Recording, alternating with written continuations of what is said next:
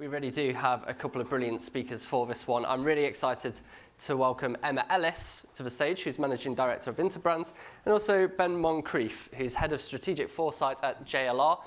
I'll let them explain what they do, and I really hope you enjoy this session. So please put your hands together for Emma and Ben.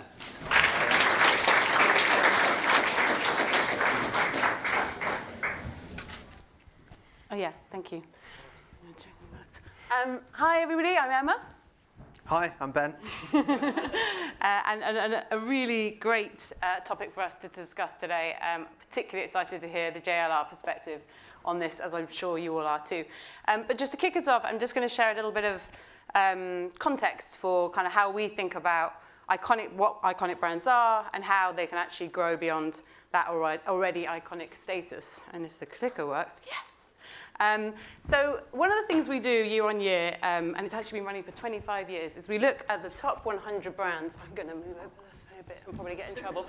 We look at the top 100 brands around the world and consider kind of what is the big impact in terms of changing who's rising to the top effectively. And it's a huge, huge value. The brand value of this alone, this cumulative value of the top 100 is 3.3 trillion. And actually the top 10 are of greater value than the whole next 90. So when you look at those, you're just like fascinated by this. And we particularly want to understand what's changing because last year actually growth slowed down. So it was 5.7%. In previous 2 years it had been 16% fresh out of the pandemic. And what you can understand from that is actually brands are doing more to protect the core rather than making huge moves. But there are a subset who are completely bucking the trend there and really, really outperforming. And when you look at the moves that they're making, they're actually really transcending different categories. That's the kind of move that they're making. And they consider things not in the sense of kind of what do we do? What is our owned moment within our category, within our sector? They think about what can we help our consumers do? And when you flip that question around kind of what can you do to what can you help your consumers do in your life, it opens up a huge world of opportunity. And we call this arena thinking. So this is about kind of moving from sectors, competencies, and actually thinking about in the future, what are the roles you can play to help somebody move in their life, to help someone connect in their life, to help somebody express themselves in their life. And when you start to dig deep into those arenas, or think about how you can transcend multiple ones, you can see where the exponential growth comes from. Look at Apple, who's as credible in technology and how we connect with the world as it is with a savings account, or Amazon, who can provide healthcare services. These are those businesses that can really shift across multiple arenas. And they really figure out kind of what's coming up next. And the important thing to think about when you think about what these arenas can be is, what can that do for you as a business or as a brand at the moment? And actually the thing to consider is, where is the competitor threat coming from? Because it's not likely to come from your own category. So really being able to open your mind from that and really be able to open up revenue streams in that sense of innovation and where you can get to in terms of thinking about the iconicity of your brand is a big opener for you. And when you think about kind of getting to that iconic status of these huge, huge brands that can move across these incredible arenas like that, you have to consider kind of what roles they're playing in this world as well. And they've got a big stack, really, to be able to live up to, because they have to ultimately identify as a brand, help you identify who they are. They are an asset, so they provide revenue growth for their business. They have to deliver an exceptional experience, uncompromised in every single way. They have to show up exactly where you are in any moment in terms of the ecosystem. But more than that, they've got to do all that, and they have to have a leadership stance in this day and age. So these brands that can actually have an active leadership are the ones which are really cutting through. They're walking the talk, they're talking the walk, and they're really making sure that they're standing on the right debates of our time, and I shouldn't hit that. So you've got to do all those things as an iconic brand. It's quite a lot. And so thinking about that, Ben, we'd really love to hear kind of what's going on in your world. Well, thanks, Emma. First things first, maybe I should just say a little bit about what I do. So I run the strategic foresight practice at JLR. Primarily what that means is I'm responsible for looking at disruption, change, and I suppose kind of signals and movements that could affect our ability to deliver our strategy and our ability to generate value for our clients. So we don't look at trends because, as an automotive business, we are thinking 10, sometimes 20 years into the future with a lot of our strategies and a lot of our cycle plans. We are looking much, much earlier than that. We're looking for signals, we're looking for clues of change that are maybe could be different versions of how the future might play out. So my job is essentially to help the brands think long term and look at those signals of change and figure out what are the different strategies that we could use to capitalize on them and also avoid risk, I should say. So JLR, 3 years ago, we decided to completely change the business. New CEO, several new leaders, new strategy called Reimagine, and a new idea, which was fundamentally about modern luxury. And modern luxury was really about us doubling down on our strengths. So we make a lot of really beautiful products, but one could argue that maybe our brands aren't as differentiated or as iconic as they could be. So we've really kind of leaned into that, and what we're trying to do is turn some of our iconic products and some of our iconic brands like Range Rover and have that same success with brands like Defender and Jaguar and Discovery.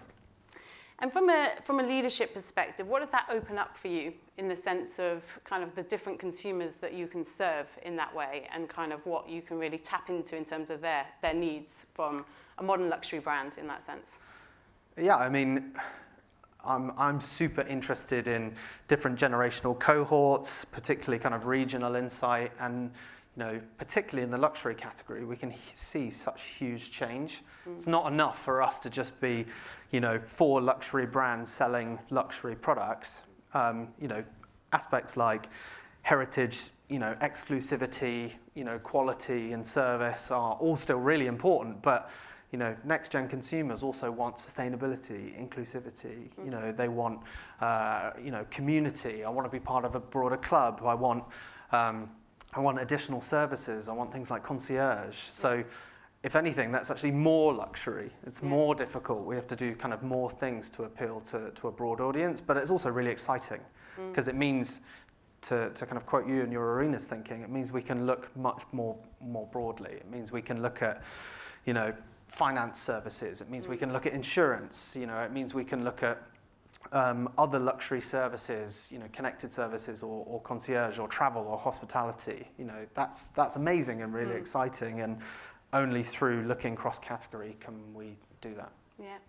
And in that sense of kind of creating those experiences, I mean, they must be different across the different brands and they must serve kind of different consumer needs in that sense. Do you get a sense that that kind of community aspect of it is something really important, and physically bringing kind of your customers and the potential new customers into your world is still as prevalent in that sort of experience ecosystem world? Definitely.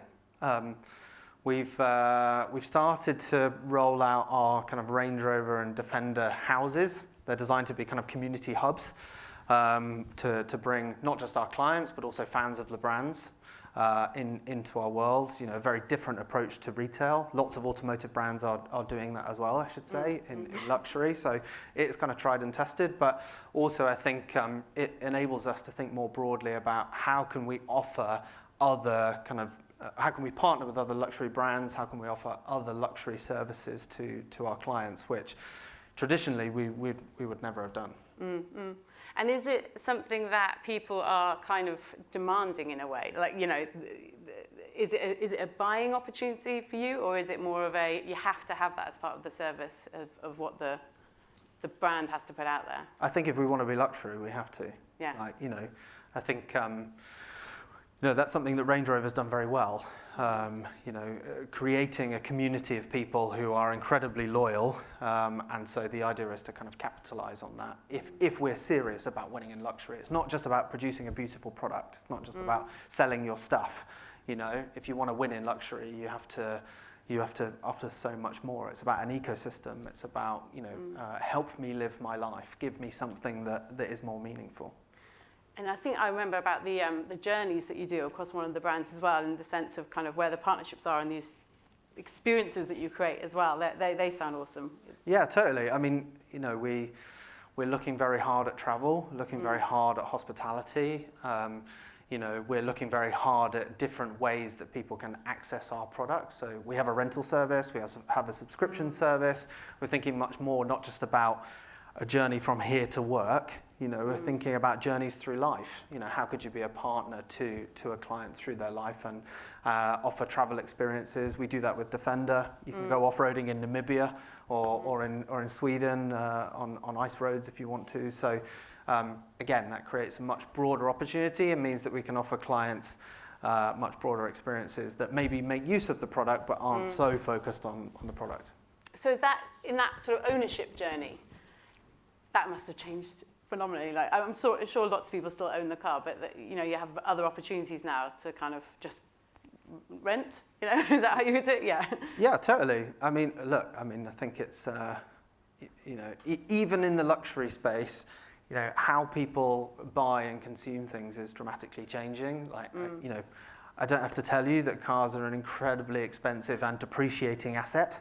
So, you know, eventually the economics of that kind of thing people start to question it. So, particularly next-gen consumers, you know, we have a rental service and a subscription service. The average age of both of those things is much, much lower than our ownership models. And so we have big plans for those things and big plans to broaden the kind of access points and ways that people can interact with our products. And that's a really amazing chance for people to, well, I'd say try before you buy, but also if it's not something you can afford in the long term, it's something that you can experience at a moment in your life where it makes sense. Because I guess even that is a high price point, but at least it's kind of something which you get to experience it and create something for the future generation as well, I think, in terms of desirability. Totally. And also life stage, you know, like I think, you know, through options like that, it also means that, you know, not just the product, but also the brand can adapt to your life. It also means that we can think very differently about you, the client, your needs at that life stage or in that specific moment. You know, our rental service, you can have an F-Type for the weekend and a Range Rover during the week. You know, if you really want to. Yeah. You know, so plus I also think it means that we can think very differently about how we design the product itself. Because actually, you know, if you're getting a subscription service, I can think very differently about how long that product needs to be on the road. Does it really need to do 20 years on the road? Or actually, could you have it for 3 years and maybe I take it back and I upgrade it? Or you know, could I refresh it? Could it be a truly circular business model where I can recycle the product at the end of life? There are so many more opportunities, the more flexibility you put into the business model. So I guess the exam question to us posed today was about kind of growing already iconic brands. And your job is effectively being ahead of that, isn't it? It's like, you know, trying to predict the future, I mean, and build a brand that's going to serve that. So, you know, in that final kind of statement around the exam question to us, what would you say in terms of how to grow an already iconic brand? Well, the first thing I'll say is, you know, I don't think anyone can predict the future. And, you know, if I said I could, I'd be a bit of a fool. But I think that what I try and say to the teams is my job is not to make predictions, it's to minimize surprise. So, you know, using the kind of data and signals we look at should enable you to be less surprised and more prepared. And really, you know, what I'm helping the teams to do is look cross-category, is to think about arenas, is to think about what can we learn from big players and other cross-categories, where could innovations come from. We heard earlier about category entry points. You know, if you think cross-category, if you think about arenas and actually about people's needs, then actually you're not an automotive business. You know, you're a travel business. You help people move, or, you know, you help people express themselves. And actually, how interesting is that? The last thing I'll say, you reference competition. You know, I said I wasn't going to share this story, but I am. You know, my favorite example of arenas thinking is British Airways' biggest competitor during and post-pandemic wasn't another airline, it was Microsoft Teams. You know, and actually, if you think very differently about who your competition is, using arenas thinking, that should enable you to avoid risk and seek opportunity and innovation. Thank you, Ben. Thank you. That's right. Time's up.